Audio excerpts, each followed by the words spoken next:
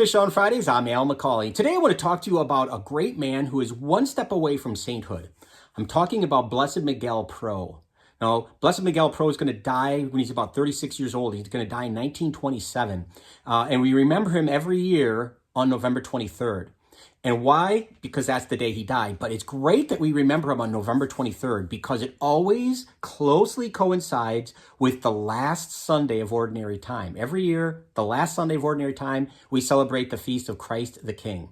And why is that associated with Miguel Pro? Because right as he's being martyred, he's going to shout the phrase, Viva Cristo Rey, which means long live Christ the King. And so it's great that he's associated with him. His feast day is associated with Christ the King. So let's back up and take a look at this wonderful man. Like I said, he's going to live in the early 1900s. He's going to die in 1927 at the age of 36 as a martyr for the faith. He's an ordained Jesuit priest from Mexico, and he's going to study in Spain. And he could have stayed there, but he wanted to return to Mexico to serve among the people that he knew. And this was at great peril and great risk because Mexico was going through some tumultuous times. The dictator at the time, the leader of Mexico, was a guy named Plutarco Calles, was an incredibly anti-Catholic man, and his government was anti-Catholic. So bad, so rabidly anti-Catholic that they would persecute anybody who celebrated the sacraments. Baptism in the Mass were outlawed. Priests from other countries were not allowed in the country. In fact, even priests who were in country could no longer wear their clerics. They had to wear civilian clothes. If you look at icons and images of Miguel Pro, you're often going to see him looking like he's wearing civvies. He's wearing civilian clothes, a vest or a tie, not his Roman garb, but because it wasn't allowed in Mexico. It was an illegal thing. So this just gives you a small sampling of what was going on in the country. The Catholic population is going to rebel against the government in what we call now the Cristero War from 1926 to 1929. And during this time, it's estimated that over 100,000 Catholic Mexican citizens are going to be killed by the government.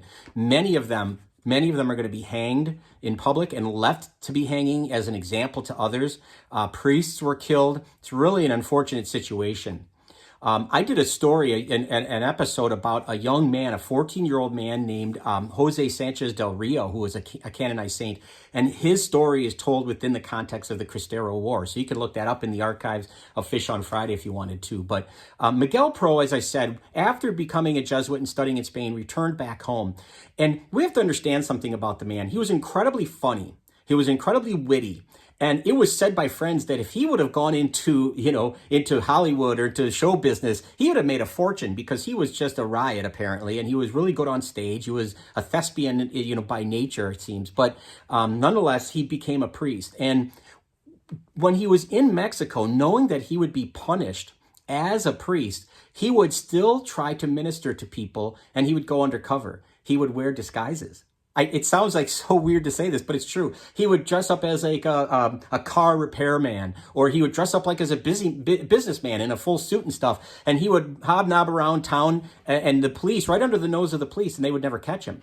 It's said that he even had a costume that was of a police officer, and he would walk into the police station very boldly, walk past the desks, if you will, and go right back into the jail cells where the people are, and he would secretly give people communion to give them hope and buoy their spirits. And it was all the ability as a thespian, as an actor, that really helped him to pull off these different disguises that he had. Just as doing research on this, just as an aside, it's interesting because you can go online and find the Master of Disguise Miguel Pro paper doll set. You can buy that for your kids or your grandchildren. And it shows him dressed as a priest, but you can put different civilian clothes on him or make him look like a repairman or whatever the case is. It's kind of funny. But he used his humor and his acting skills to help people and to bring the faith to people who were being oppressed. Unfortunately, Miguel's going to be captured by the police, and there was no trial. He was going to be taken out and executed. And is one of the first, because he was a priest, he was one of the first modern attempts in history to use the media to manipulate public opinion against the Catholic Church. The thought was, if we chronicle this guy's execution, somehow it'll make people less emboldened to want to practice their Catholic faith. And so they took him out, and newspaper photographers were there capturing as he was allowed to kneel and say a final prayer. And his final prayer, by the way, mimicked Christ's. He forgave his killers, which I don't know if I could ever do that. And then he was positioned at the place of execution, and he put his arms out as if to imitate Christ on the cross. And holding a prayer book in one hand and a rosary on the other, he shouted those words that I started this episode with: "Viva Cristo Rey, long live Christ the King." And he was shot multiple times. And this, again, was chronicled in the newspapers throughout Mexico. And it had the exact opposite effect of what the government wanted. Instead of turning people off and making it as a deterrent to practice their faith, people were emboldened. In fact, Viva Cristo Rey became the rallying cry for the Cristeros who were fighting against this oppressive government. It got to be so bad, in fact, saying Viva Cristo Rey got to be so bad that when other people were captured and were executed, other Catholics, be it priests or lay people, if they were going to be executed, before they were taken out to be executed, their tongues were cut out so that they would not be able to say Viva Cristo Rey. But boy, I tell you, what an impact this guy had. What a brave soul to be able to do this. And all the other people that unfortunately were killed during this war. And it is important to know that it did subside and the war ended and Catholics were able to come back out of hiding and practice their faith again in Mexico.